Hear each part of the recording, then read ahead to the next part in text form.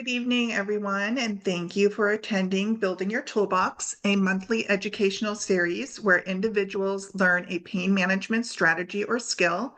Tonight, we are happy to be joined by guest presenter Ryan Drozd, who will talk about sound healing and drumming for pain relief. My name is Michelle Rice, and I have lived with chronic pain for over 24 years now, and I serve as the patient engagement lead for the U.S. Pain Foundation. So I am truly excited to introduce our guest presenter tonight, Ryan Drozd. Ryan Drozd founded Sounds Like RAD LLC in 2024 with the vision of using sound healing to create a supportive space for self-discovery and authentic expression within his community. As a sound healer, Reiki master, RYT 200, and chronic pain support group leader, Ryan leads with compassion and intuition, continuously learning and evolving in his practice. Through his sessions, he invites participants on, on a deep inward journey, blending unique melodies, rhythms, and harmonic tones to foster healing and connection. So, Ryan, we're so happy to have you here, and I am going to let you take over from this point. All right, sounds good. Thank you very much, Michelle.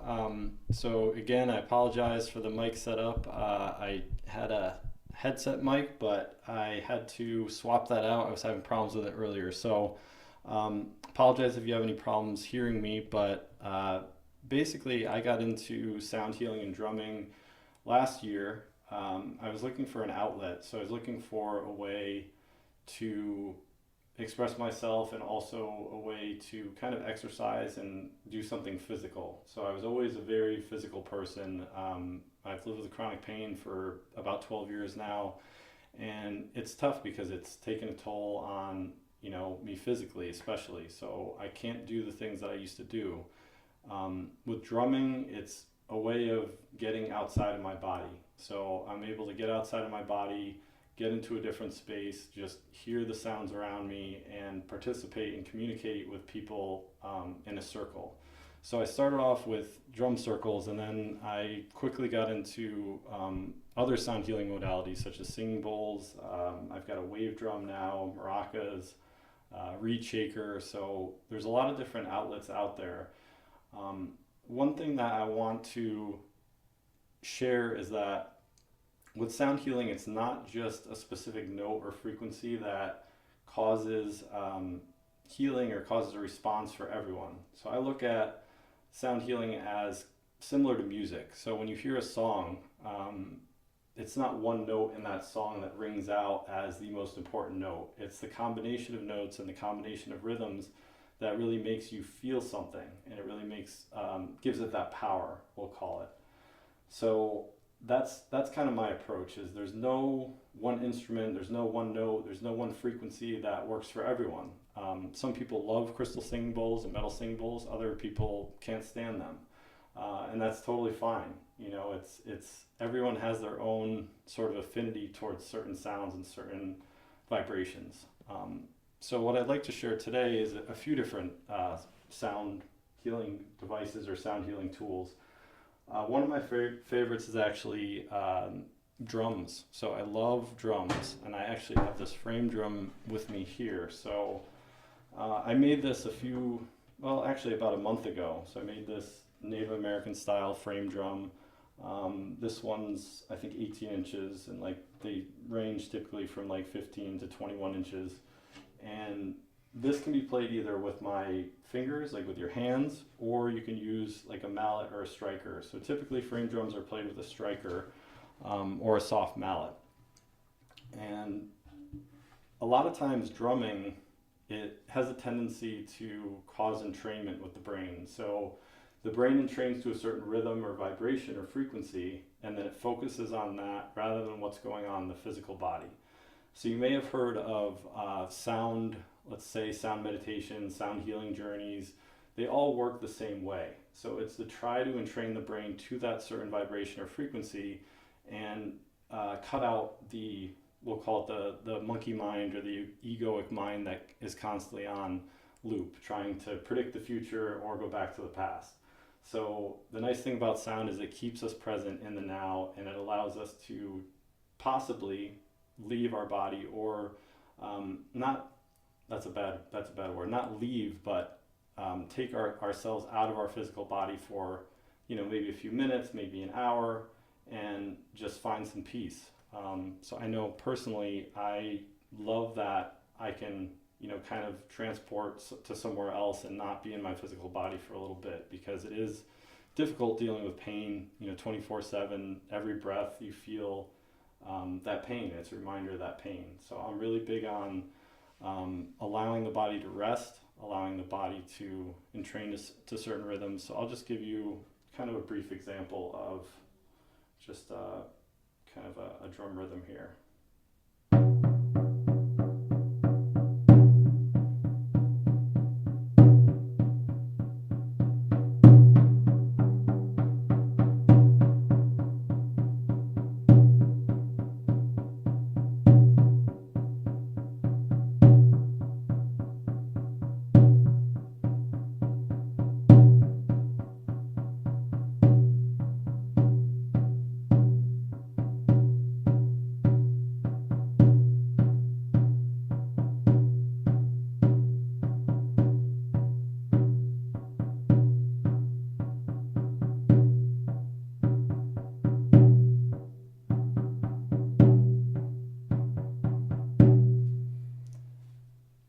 So there's so many different rhythms and patterns that you can come up with on your own.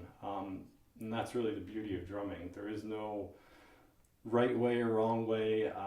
The most important thing to remember is whatever drum or instrument you're playing is just be aware of your breath. So be aware if you're holding your breath. A lot of times, especially when we're dealing with pain, we tend to hold our breath, clench our breath, or we breathe from the chest instead of the belly. I know for me personally, like I love, if I'm doing like a sound meditation or just enjoying a sound journey, it's nice for me to be able to lay flat. Like I like laying flat. Not everybody likes that. So it's really about finding your most comfortable position and staying in that position. I really would encourage you, if you have like, let's say a recliner or a chair, like a zero gravity chair, sound is really powerful if you can allow the body to fully relax. So it doesn't have to be the same for everyone. Some people prefer to sit in like a meditative style, like cross-legged. Other people that doesn't work for. So it's really about discovering what works best for you, doing that as often as possible, and finding an affinity for a specific sound or maybe an instrument. So you don't have to be a musician. I don't want to throw that out there and say, oh, you have to be this master musician to play the drum or to play a singing bowl. It's really just about finding something that calls to you. So I started off with drumming, and then I moved into singing bowls, and I moved into shakers. Like I really love shakers, and I really love percussion instruments, because there's a lot of repetitive sound. So there's like a repetitive sound, and there's that frequency that you can kind of get used to. So you get used to hearing this, this vibration, this dun dun dun dun dun dun, versus one tone on a singing bowl. So I'll also share some singing bowl tones here. So you can't see them; they're a little bit off camera.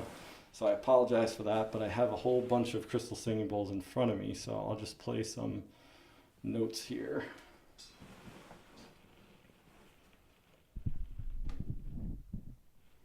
So this is just going to be a C note with an A.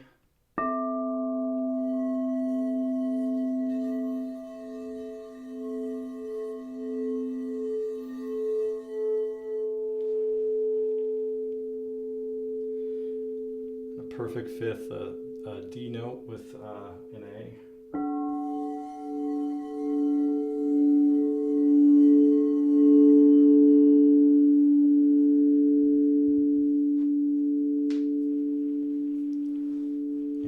Perfect fifth. And when we talk about perfect fifths, we're talking about the interval of notes on the scale. So if you look at a keyboard and you have your thumb on a C note, you go 4 notes up: C, D, E, F, G. That's your perfect fifth. So when that's mentioned in like musical theory or just in general, when we're talking about scales, a lot of times people will play harmonies with perfect fifths, and that's a lot of times what you hear during sound meditations and singing bowls. So I'll just play one note here. So I'll play a C.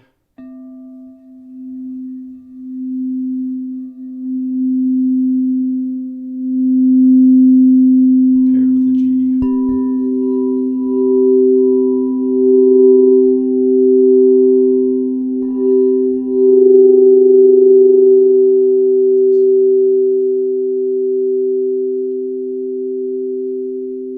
So you'll hear harmonies with perfect fifths. It's pretty obvious, and then you'll hear dissonance with notes that are either too similar or they don't follow those musical rules on the scale. So if I play, let's say, a C note with a B,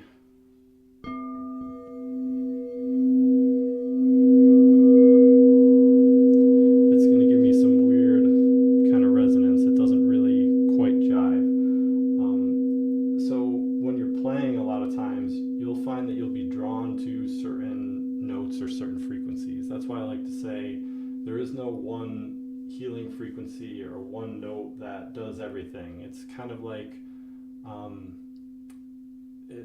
your specific flavor. Like everyone has a specific flavor of sound that they like.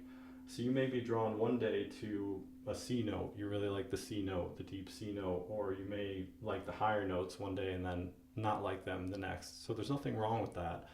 It's really just what your body needs in that certain time at that certain day. So I find that if you can be open to receiving and trying different things, that's the most effective way to use sound healing, is to use almost like a shotgun approach where you try things, you see if they work, you see if you like them, and then if they don't, then pick something else up or try something else. So I'll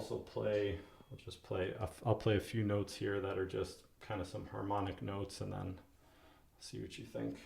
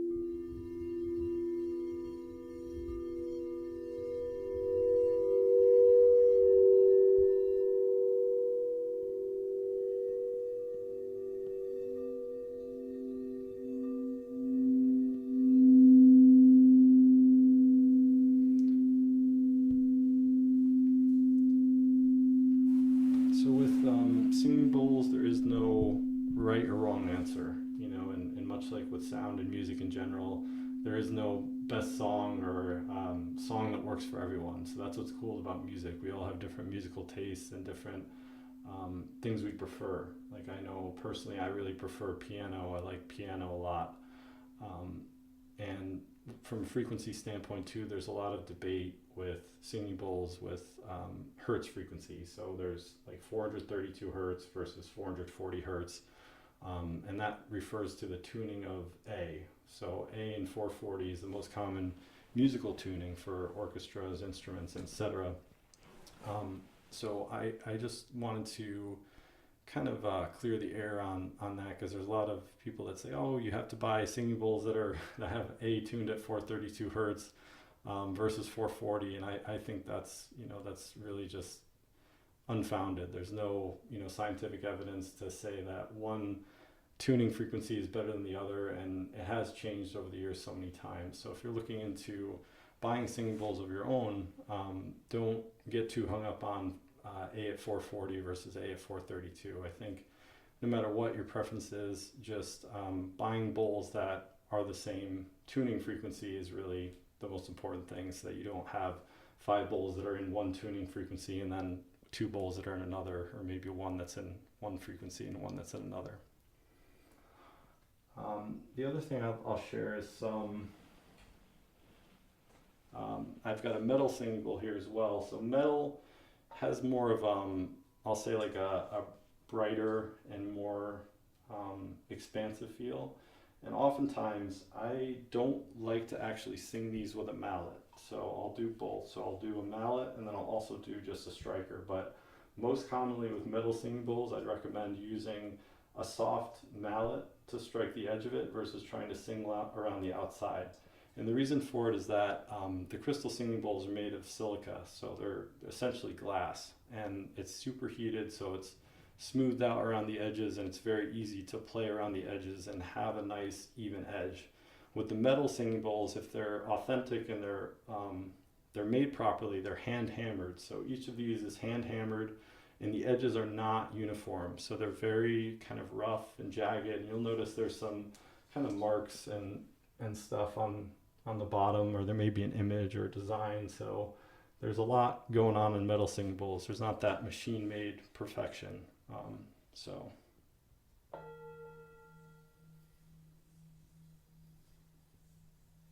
I'm sorry to interrupt, but it's very hard to hear.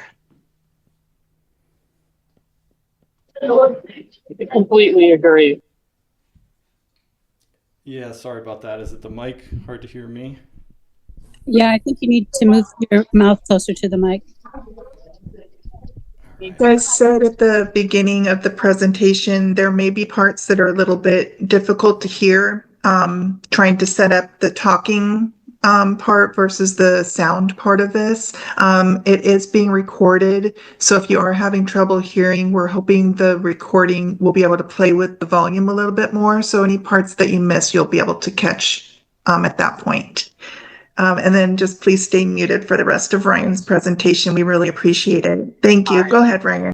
Yeah, sorry guys. Yeah, so I'm gonna do my best here. Like I said, I'll try to talk a little louder as well. But I was just saying with metal, usually strikers like mallets are preferable versus the like singing around the edge of the bowl. So usually when I strike the bowl, I'll strike it like this.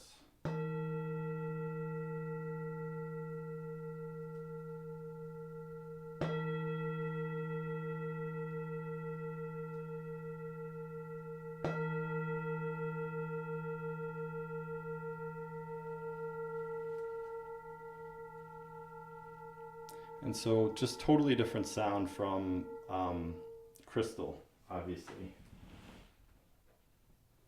And some people love that and some people don't, which is awesome. So again, it's personal preference when it comes to bowls or when it comes to any sort of sound healing instrument. There is no right or wrong.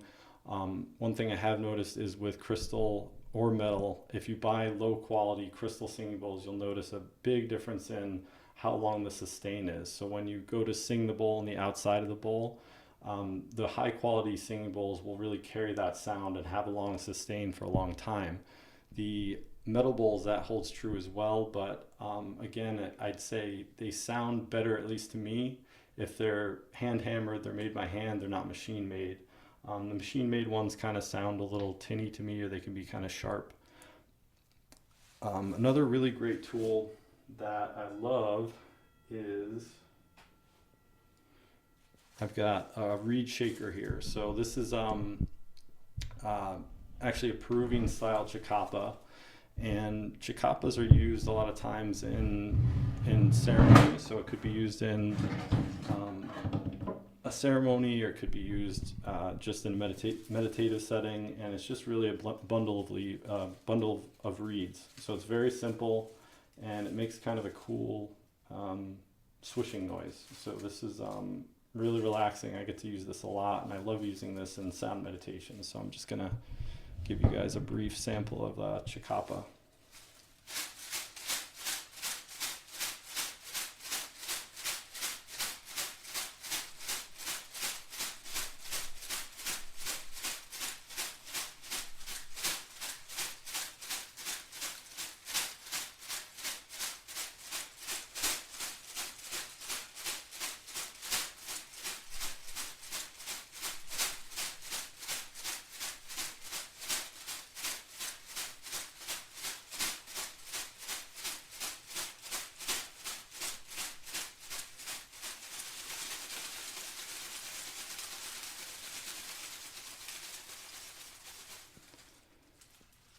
So again, it's a nice tool. It's very simple, so you don't have to have a ton of musical skill in order to play any reed shaker. And shakers are nice because it's very gentle. So you can play it loud, you can play it soft.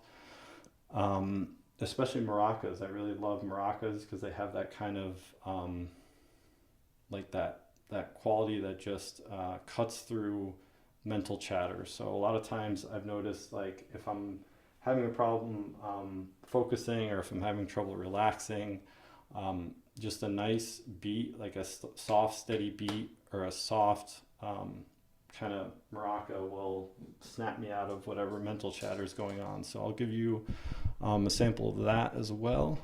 Give me 1 second here. And the way we can use these instruments or tools is cool because it's not just one level. There's many different levels, many different layers to each instrument or each tool. So I'll play maraca a few different ways for you. So the most typical, or the standard, is just straight up and down shaking.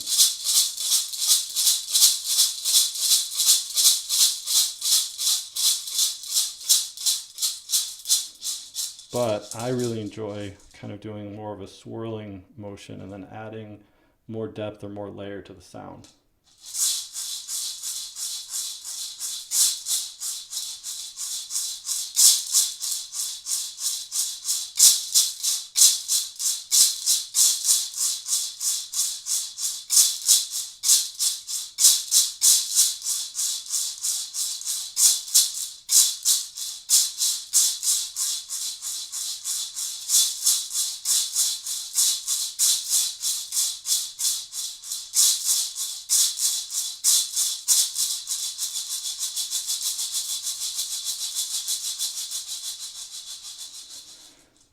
So you'll notice you can get, 10 different sounds out of the same tool just by holding it differently, just by shaking it with less force or being a little gentler with it. So that's the nice thing about, I think, shakers and rattles in general, is you don't have to be very musically inclined. You can pick up a rattle, you can pick up a maraca or a shaker and use it right away and get some benefit from it. So I really noticed, for me, for like stress, like if you're dealing with a lot of stress, I would highly recommend any sort of shaker, any sort of anything that you can shake or move side to side. And it doesn't take a lot of strength either. So you can buy them in different sizes. This one again is from Peru. I really like instruments from Peru for whatever reason. I just am really drawn to them. And you can buy a large one, you can buy a small one, and doesn't take a lot of skill or take a lot of time to learn and play and pick up. So that's one thing that's really nice about shakers, and it kind of puts your mind at ease very quickly, I find. The singing bowls take a little more technique, a little more skill, but they're also really nice.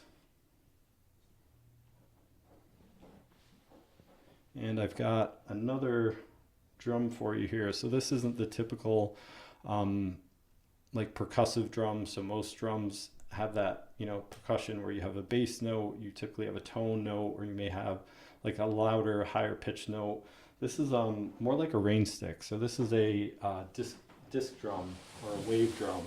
So it kind of can sound like either a waterfall, it can sound like waves crashing or rain coming down, depending on how you play it. So I'm just going to show you what it looks like and then play this wave drum for a little bit.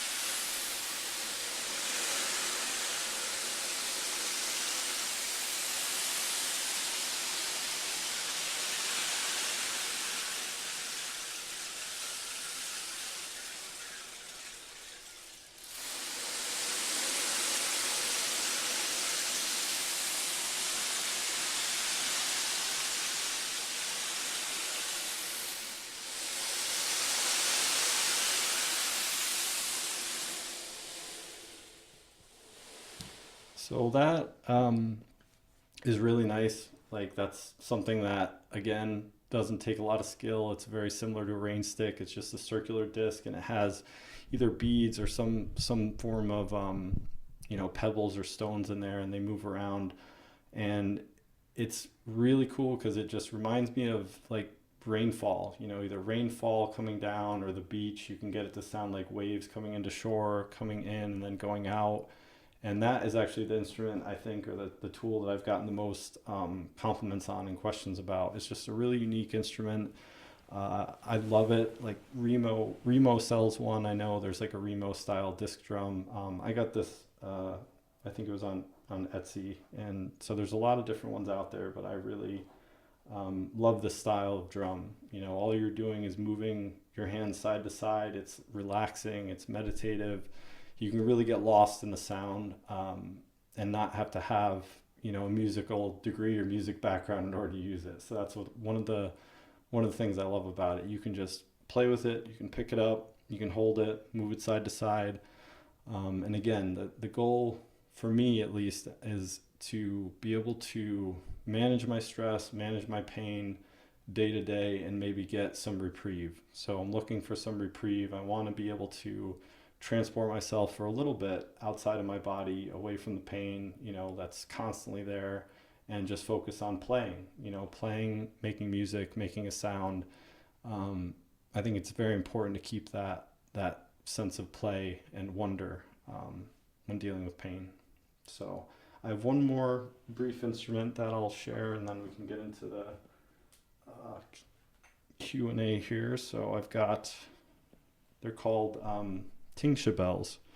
So tingsha bells are commonly used in meditations. You'll probably see them at yoga classes, or if they're doing like a guided meditation, oftentimes the practitioner will open up with tingsha bells. So I'm just going to do 3 quick noises on the tingsha bells.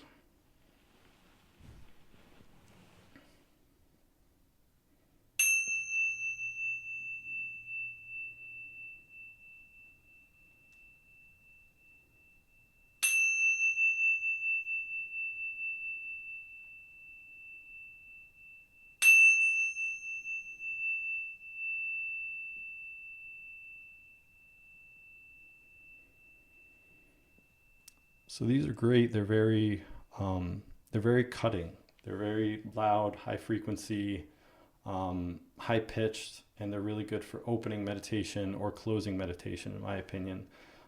You can use them, however you'd like, but they're typically pretty heavy. Like the good ones are pretty heavy. They've got, different inscriptions on them or symbols. Sometimes they have more religious or, Buddhist symbols on them. And they're just really, a nice way to cut through the mind again. So we're cutting through mental chatter. We're allowing our bodies to rest and relax, and giving ourselves something else to focus on besides pain.